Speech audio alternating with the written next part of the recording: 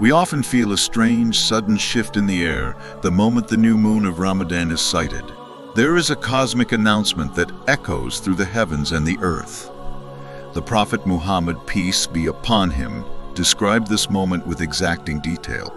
He said that when the first night of Ramadan comes, the gates of paradise are opened and not a single one is closed. The gates of hell are locked and not a single one is opened. And the rebellious devils, the marada, are shackled in chains. For the believer, this brings a sense of immense relief. We think to ourselves, finally, the enemy is locked away. Finally, I can be the person I've always wanted to be without the constant whispers of the shaitan. We imagine a month of perfect peace where every prayer is easy and every bad habit simply vanishes. But as we enter the middle of this sacred month in March 2026, a terrifying headline begins to emerge from the frozen silence of the north. In the vast windswept wilderness of Siberia, the earth is not just melting. It is yawning open. Massive craters known as hell mouths are appearing overnight. Ancient forests that have been frozen for tens of thousands of years are turning into mud. And we ask the question that has haunted every seeker for 1400 years. If the shaitans are chained, then why is the earth itself beginning to reveal the ancient architecture of chaos? The answer lies in a secret of the unseen world that many people overlook. While the devils are indeed dragged away to the abyss of chains, there is a physical barrier in the north that was never part of the spiritual shackling. This is the mystery of the Siberian heat and the thinning of the wall of Yajuj and Majuj. A buffer zone is a space created to keep two opposing forces from clashing. For thousands of years, the north, the region we now call Siberia, and the Arctic Circle, has acted as the ultimate unseen buffer for humanity. The Prophet, peace be upon him, told us about the tribes of Yajuj and Majuj, a people of such immense number and destructive power that no human army could stand against them. When Dulcornain trapped them, he didn't just use a wall. He used the geography of the end. He found a pass between two jagged mountains and sealed it with blocks of iron and molten copper. But there was a second layer to this prison, the permafrost.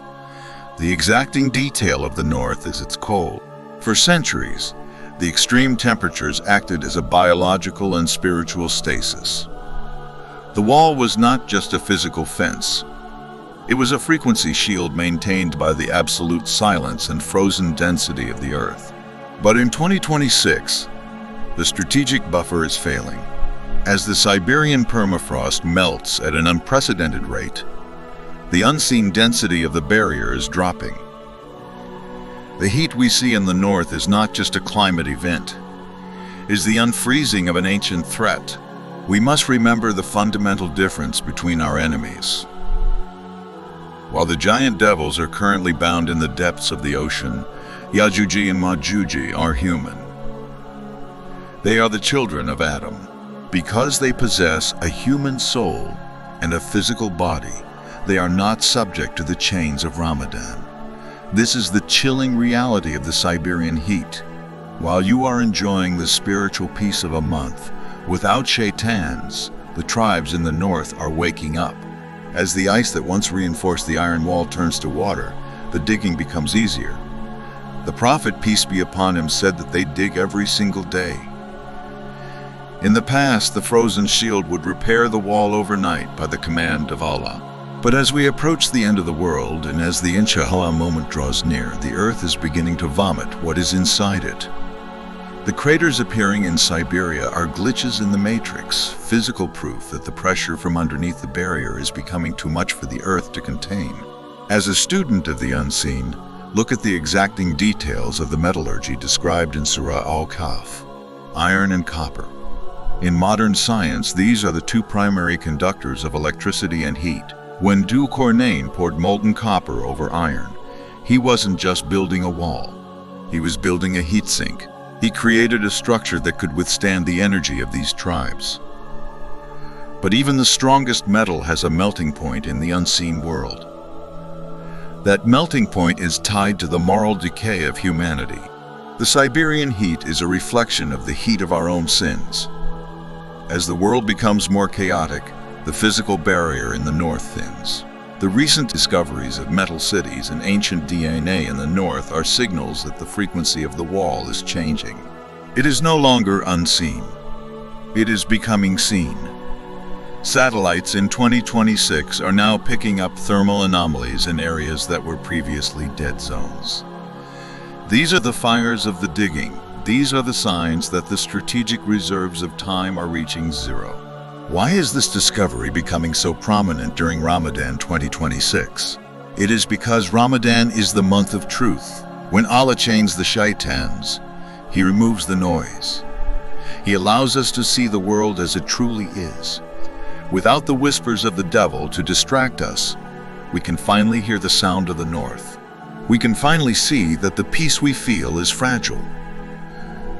The Siberian heat is a wake-up call for every believer sitting at their iftar table. It reminds us that while our spiritual enemy is currently in the abyss, our physical destiny is approaching from the elevations. The tribes of Yajuj and Majuj are the ultimate test of the Ummah. They are the swarm that will drink the Sea of Galilee dry. And the fact that the north is melting now suggests that the hole in the wall that the prophet, peace be upon him, saw 1400 years ago has finally become a gateway. If the physical wall in Siberia is melting, what does that mean for the wall around your own heart? You see, Dol Cornain's wall was built on the foundation of Teak-wall. The only way to survive the heat of the end times is to build a barrier that doesn't rely on the permafrost of the earth, but on the iron of your discipline and the copper of your sincerity. Monitor the frequency. Just as scientists monitor the melting ice, you must monitor the melting of your own habits. If you are losing your focus in the second week of Ramadan, your internal wall is thinning. The power of Insha'Allah. Remember that the only thing stopping the tribes from breaking through tonight is that they haven't said Insha'Allah. Your life, your wealth, and your safety depend on that same phrase. Never rely on your own strategic management. Rely only on the planner. Recognize the shift. The Siberian heat is a sign that the Middle Era is over. We are now in the era of the reveal.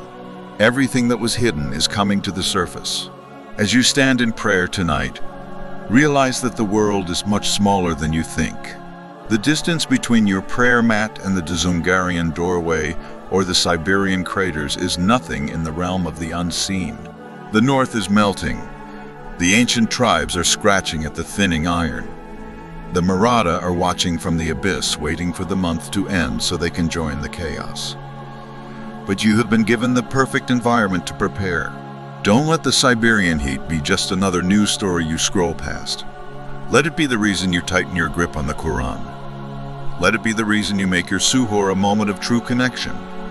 The wall is thin, the time is short, and the Insha'Allah that will finally break the world is coming.